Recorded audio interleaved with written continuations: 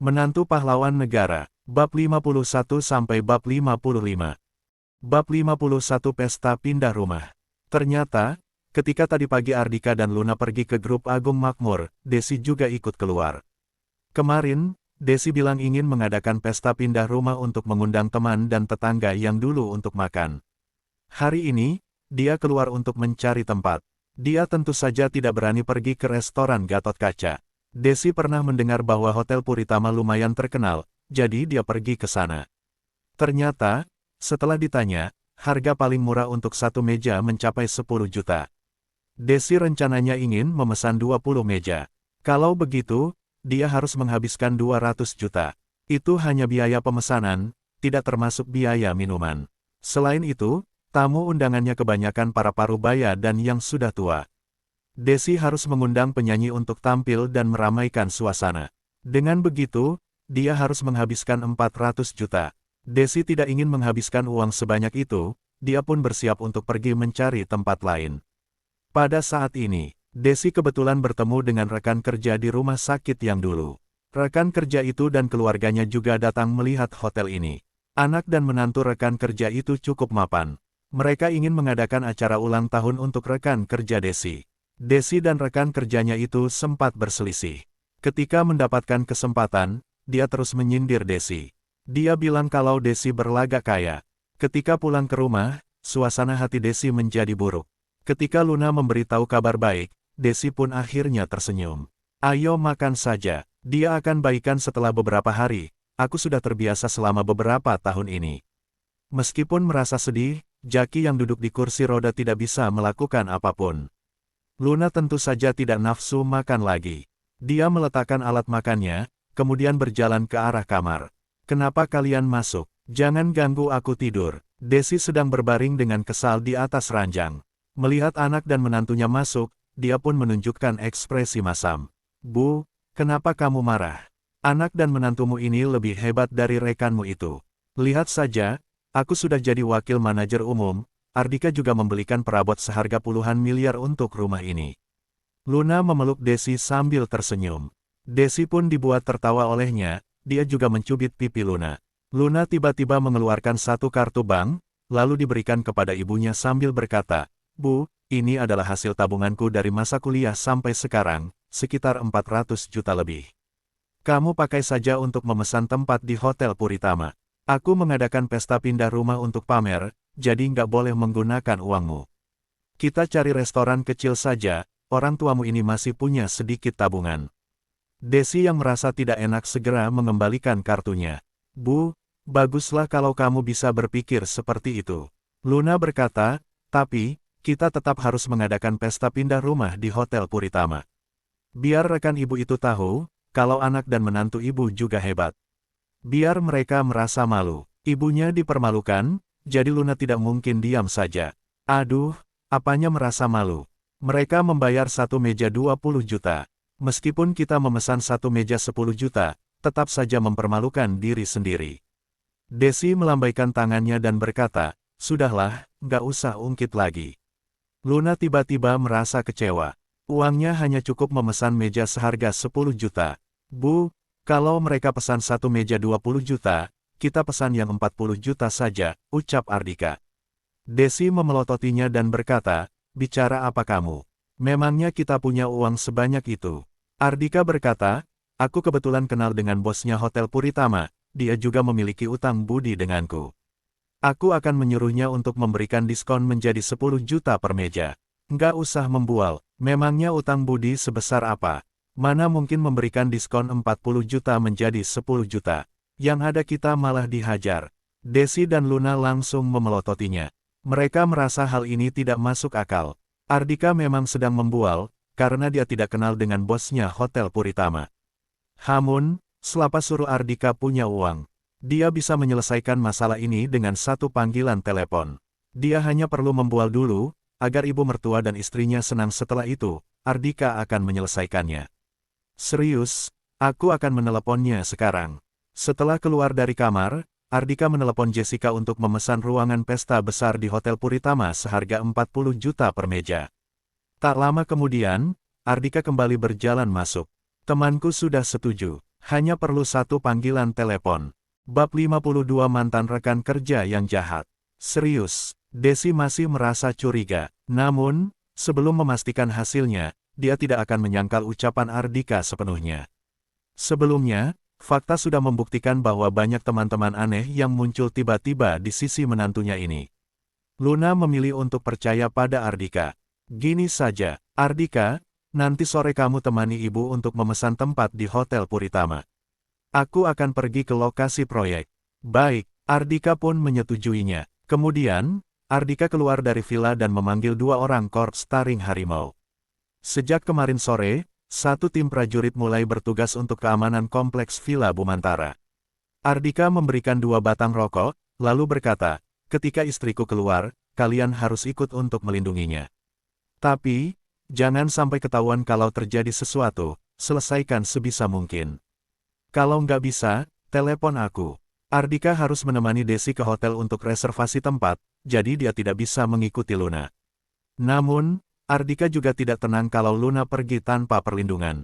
Dia pun menyerahkan tugas ini kepada prajurit Korps Taring Harimau. Kemarin, Ardika sudah memperhatikannya.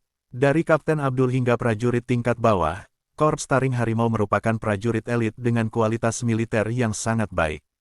Ketika bertemu kondisi berbahaya tingkat rendah, para prajurit ini masih bisa menyelesaikannya. Tuan, melindungi Anda dan keluarga Anda adalah kewajiban kami. Tapi, kami nggak boleh merokok selama menjalankan tugas, ini adalah aturan. 2 orang prajurit itu memberi hormat kepada Ardika, tapi tidak menerima rokok dari Ardika. Meskipun mereka tidak tahu identitas Ardika, Abdul sudah memberi perintah kepada mereka. Dalam situasi penting, meskipun mengorbankan nyawa sendiri, mereka harus melindungi Ardika dan keluarganya.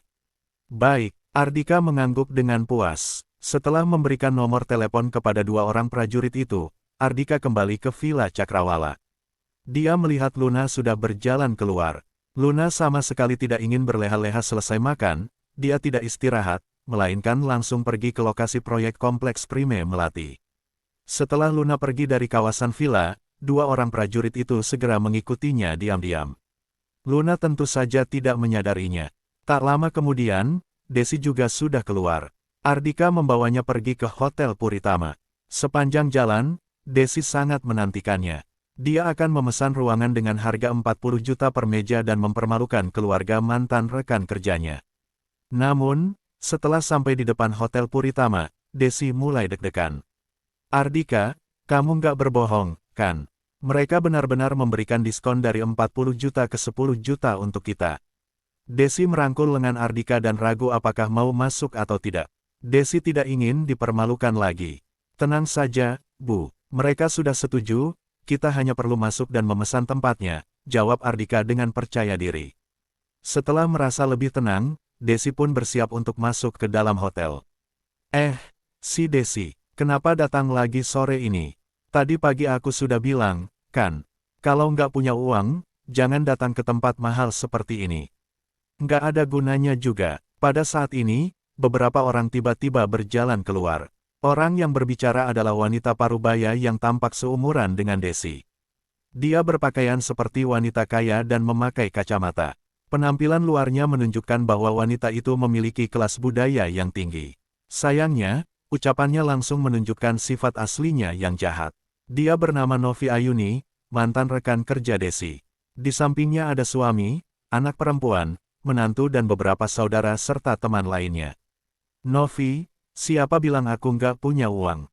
Kali ini, aku datang untuk memesan tempat. Ketika mengingat ucapan Ardika, Desi menjadi lebih percaya diri. Dia tidak lagi terdiam, seperti tadi pagi. Novi hanya mendengus dingin. Kamu punya uang. Suamimu di kursi roda, kamu juga sudah dipecat dari rumah sakit dan menjadi ibu rumah tangga selama beberapa tahun. Sekarang, kamu hanya mengandalkan anak perempuanmu yang bekerja untuk menghidupi keluargamu. Jadi, nggak usah berbohong. Bab 53 Aku adalah Tuan Ardika. Sebelumnya, Novi melihat Desi berdiri di depan hotel dengan gugup dan tidak berani masuk. Jadi, dia yakin kalau Desi hanya berpura-pura kaya. Novi memalingkan wajahnya dengan ekspresi bangga, kemudian berkata kepada menantunya, Raymond, masuk dan bayar depositnya. Nggak ada gunanya bertengkar dengan orang yang nggak berani masuk ke hotel seperti mereka.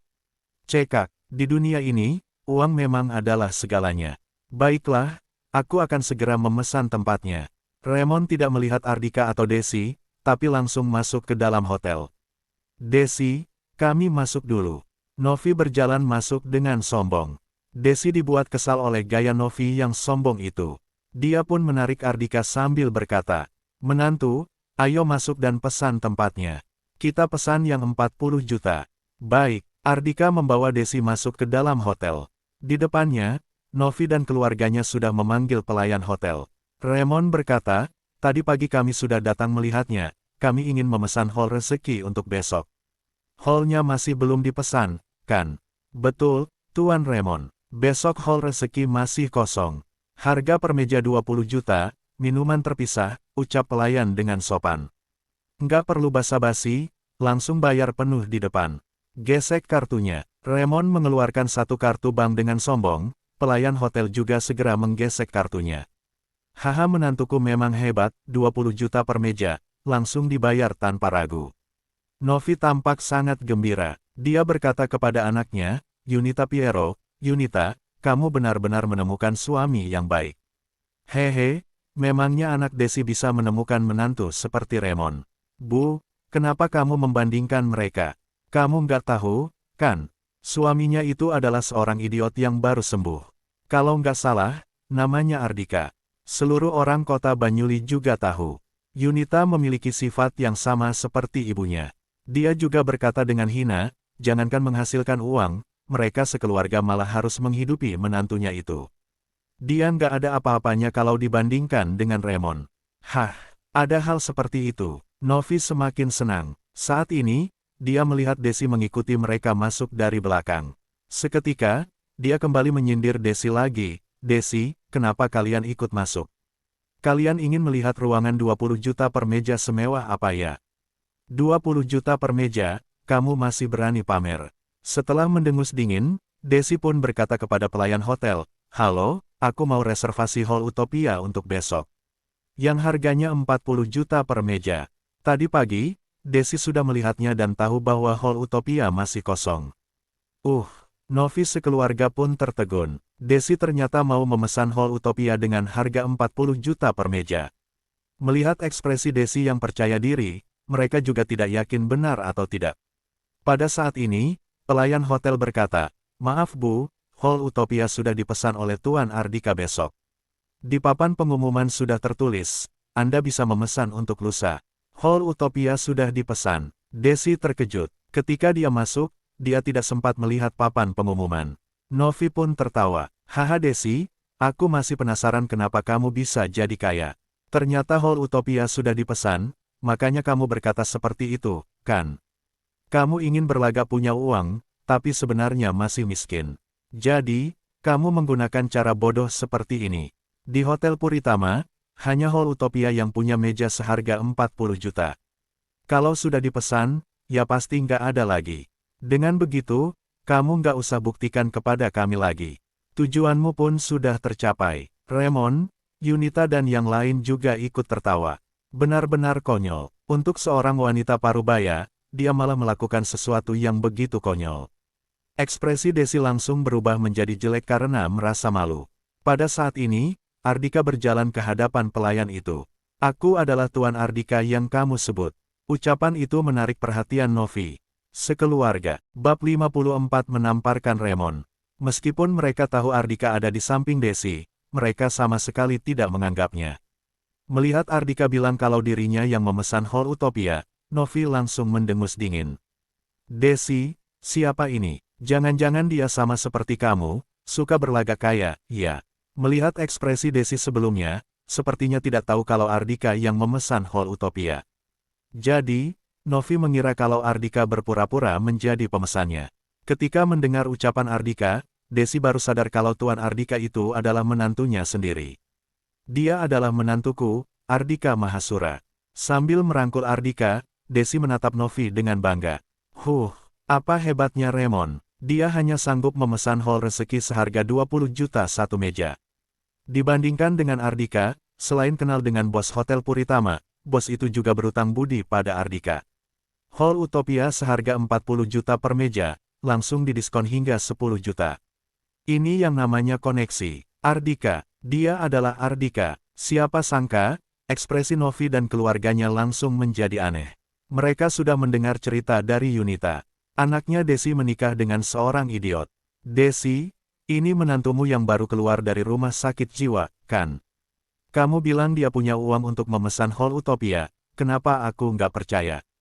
Novi tertawa. Ekspresi Desi langsung berubah. Ternyata mantan rekan kerja yang sudah lama tidak berhubungan juga tahu hal itu. Saat ini, Raymond juga menoleh ke arah Ardika dengan tatapan iri. Raymond tahu lebih banyak dari keluarga ibu mertuanya. Dia mendengar kalau Luna merupakan wanita cantik di dunia bisnis kota Banyuli hari ini. Dia juga diangkat menjadi wakil manajer umum grup Agung Makmur. Wanita yang begitu hebat malah menikah dengan pecundang seperti Ardika.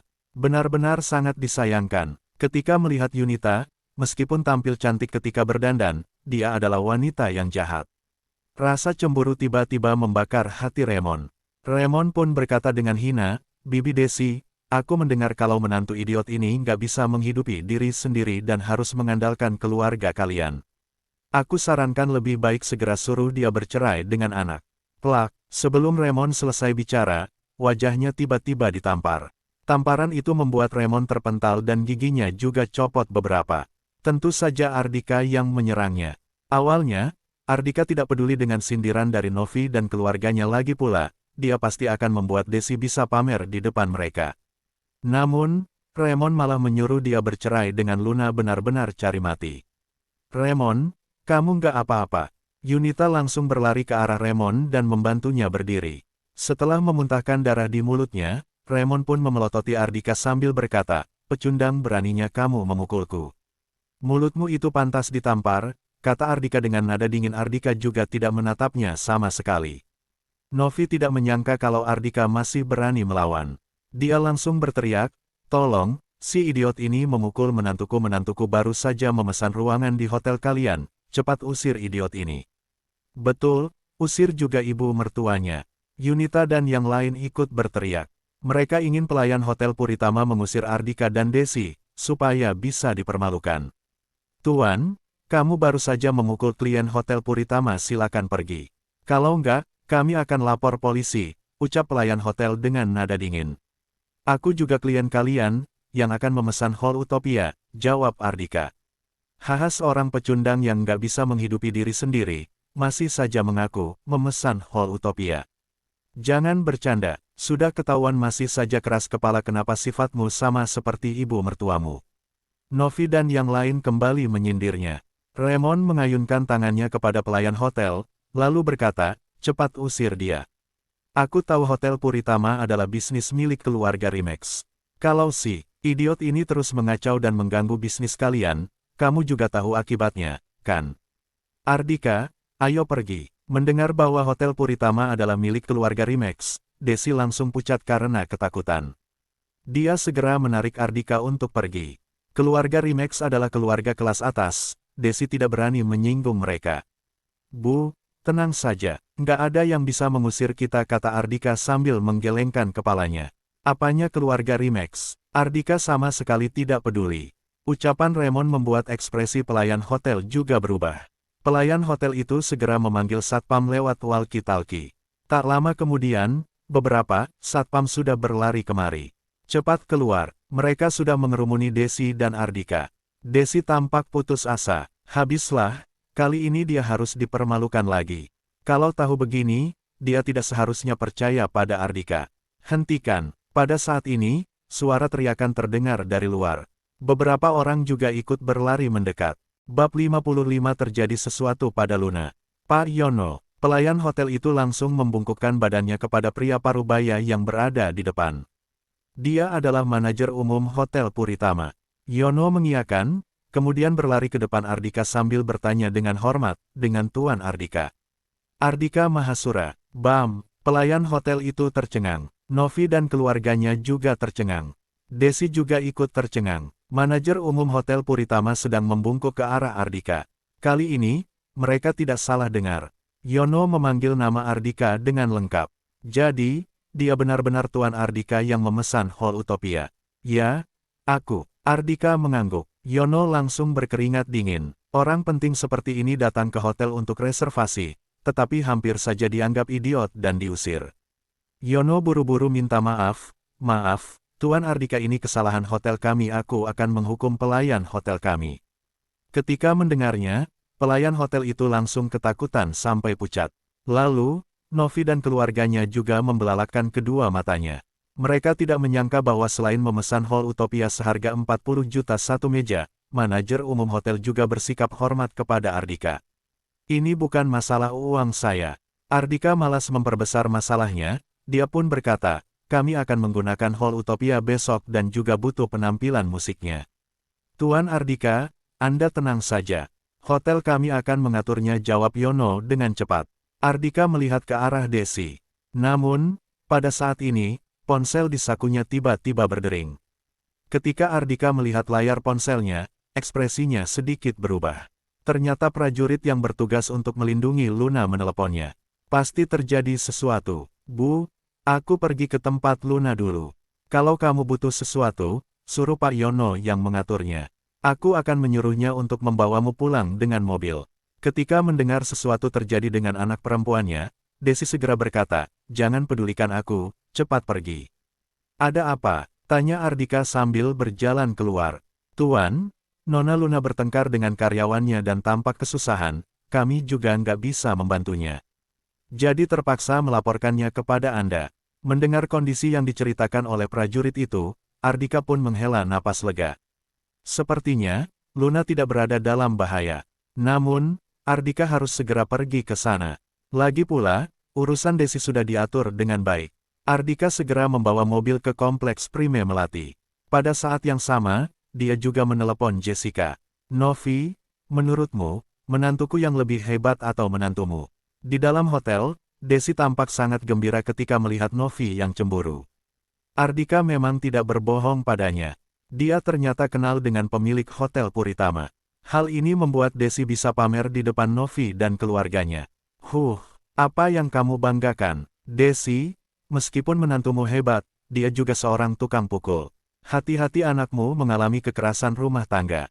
Ekspresi Novi tampak masam, ucapannya juga dipenuhi oleh sindiran.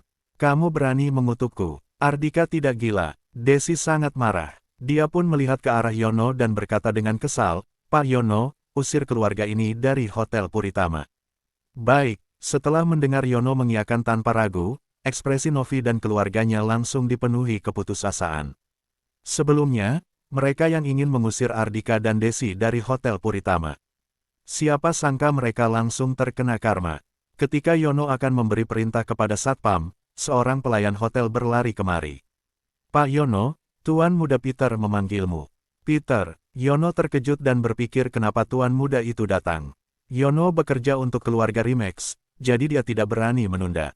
Dia juga tidak punya waktu untuk mengusir orang.